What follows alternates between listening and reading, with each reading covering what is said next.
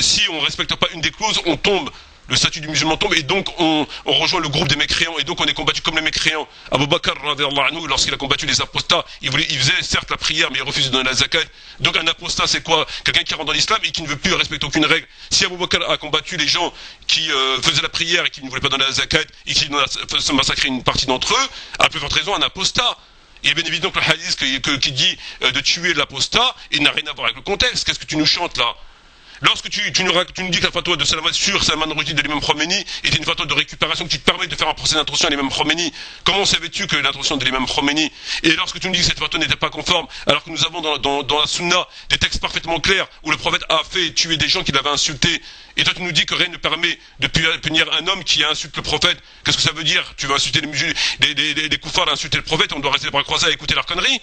Lorsque tu nous dis que l'homosexualité, on doit la tolérer et qu'on doit combattre les discours homophobes, tu trouves pas que tu es un peu à l'opposé du Coran et de la Sunna?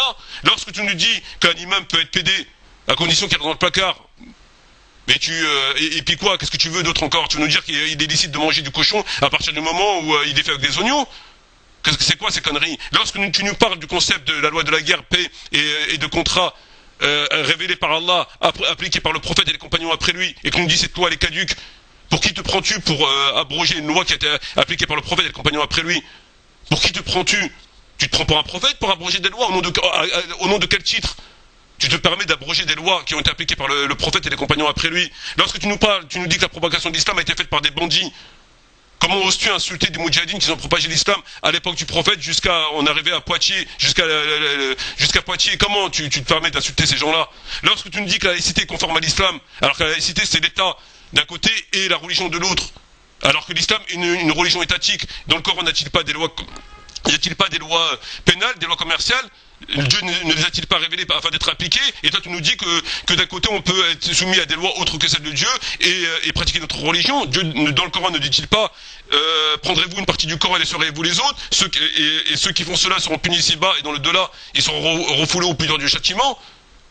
Lorsque tu nous dis qu'une femme musulmane peut épouser un homme musulman, qu'on ne doit pas la juger, qu'on ne doit pas la blâmer, alors que c'est formellement interdit dans l'islam, Dieu l'a interdit, qu'est-ce que ça veut dire? Lorsque tu nous dis qu'une femme peut travailler sans l'autorisation de son mari, elle peut travailler ou alors sans l'autorisation de son père, en tout cas sans l'autorisation de son tuteur, et puis quoi encore? Où tu vas comme ça? Qu'est-ce que ça veut dire? Mais t'as viré débile mon ami. Ton discours, il vaut pas mieux qu'un discours, ce discours ne vaut pas mieux qu'un discours d'un païen convaincu. Et quoique, un païen convaincu n'irait pas aussi loin par rapport à la question de l'homosexualité. Un païen convaincu ne dirait pas pire que toi. Il est à l'opposé de la religion. Ton discours, il est à l'opposé de la religion. Alors, il y a un moment donné, il faut penser à tirer les freins à main, il faut arrêter de dire tout et n'importe quoi. On veut bien écouter des stupidités, mais là, j'estime que tu propages, je sais pas, t'es l'antéchrist. C'est quand même incroyable. Et là, dans le sujet que nous allons évoquer, on va se rendre compte sur la question de la polygamie. On verra encore une fois que M. Tariq Ramadan a une position tout à fait hérétique sur la question de la polygamie. Ça fait beaucoup quand même. Et encore, on n'a pas épluché tous les sujets. Lorsqu'on lit les deux livres de M. Tariq Ramadan, un intitulé L'islam en question, l'autre Peut-on vivre avec l'islam? Que nous dit Tariq Ramadan sur la polygamie? Alors, dans le livre L'islam en question, à la page 99 de son livre, il y a un certain Alain Grèche, qui probablement est un journaliste, pose la question à M. Tariq Ramadan. Il lui dit, oui, mais on attend toujours la fin de la polygamie. Suite à quoi M. Ramadan lui répond, je le cite, les sociétés évoluent et les savants qui expriment pour le strict respect des conditions imposées par l'islam sont de plus en plus nombreux. Donc, si je comprends bien, M. Tariq Ramadan milite pour la fin de la polygamie. Puisqu'il a répondu, il a acquiescé à la question de Alain Grèche, et il lui répond les sociétés évoluent. Donc, abolir la polygamie, pour M. Ramadan, c'est une évolution des sociétés. Donc, l'appliquer, c'est une régression.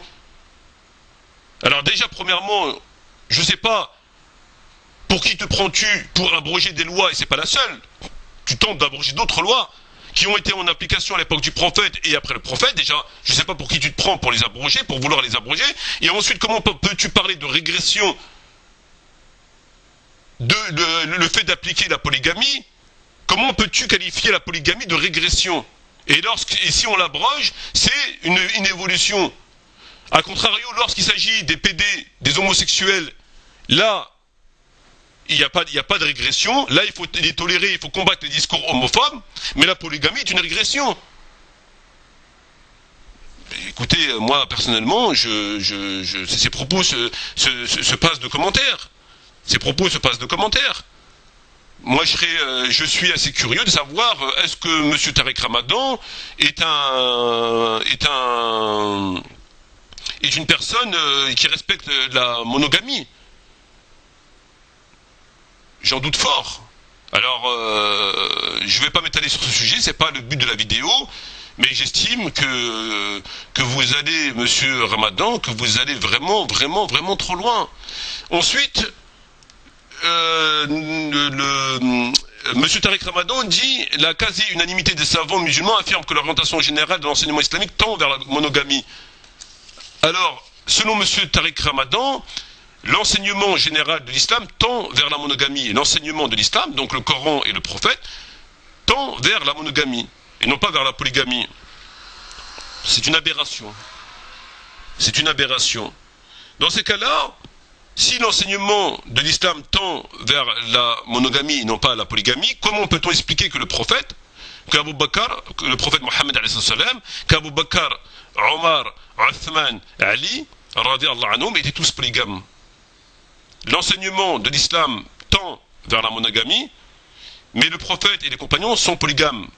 Cela sous-entend donc que le prophète et les compagnons ne respectaient pas l'enseignement de l'islam, qui lui, selon M. Tariq Ramadan, tend vers la monogamie. Alors, je ne sais pas, qu'est-ce qu'il faut répondre à ça? Les spécialistes de la religion, à commencer par le prophète et les prophètes avant le prophète, et les compagnons qui, eux, avaient la meilleure pratique de la religion, étaient en contradiction avec les enseignements de l'islam. Parce que, selon M. Tariq Ramadan, l'enseignement de l'islam tend vers la monogamie. Donc, par rapport à la polygamie, c'était en contradiction, en infraction par rapport à l'enseignement de l'islam. Enfin, c'est pas sérieux. Ensuite, nous avons un texte qui va corroborer, bien qu'il n'y ait pas lieu d'apporter des textes pour corroborer nos affirmations, c'est tellement lamentable que ça se passe de tout commentaire. Un texte qui est extrait du Musnad de Ahmed, rahimahullah, mais qu'on peut trouver dans d'autres livres de rapporteurs.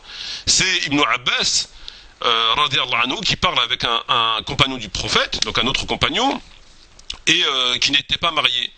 Donc ce compagnon n'était pas marié, et Ibn Abbas lui dit, Qala Ibn Abbas, Tazawwaj, fa inna khayru hadhihi al-umma kana aktharuhum nisa. Donc Ibn Abbas lui dit, marie-toi, car le meilleur de cette communauté est celui qui a plusieurs femmes. Donc si je comprends bien, là Ibn Abbas il était complètement côté de la plaque, si j'ose ainsi m'exprimer, puisque selon M. Tariq Ramadan, l'enseignement de l'islam tend vers la monogamie. Donc Ibn Abbas qui lui a conseillé non seulement à un frère de se marier, mais il doit conseiller d'être polygame, il doit conseiller l'inverse de l'enseignement. Écoutez, je sais pas, moi personnellement, je ne trouve plus mes mots pour commenter les inepties de Tariq Ramadan. Moi, ce que je peux dire, c'est qu'il vire débile. Voilà, il n'y a pas de commentaire à faire, il n'y a pas de science. Il n'y a pas matière à discuter puisqu'il n'y a pas de science. C'est purement des récits fantastiques qui sont. Je veux dire les propos de Tariq Ramadan, un koufar ne dirait pas mieux. Et encore, je l'ai dit, il y a des koufars qui sont contre l'homosexualité. Donc, il n'y a pas matière à discuter. Voilà. Sur ce, frères et sœurs, je vous remercie de votre attention. Je vous dis shukran jazirin et j'espère à bientôt, Inch'Allah. Shukran jazirin wa salam alaikum wa rahmatullahi wa barakatuh.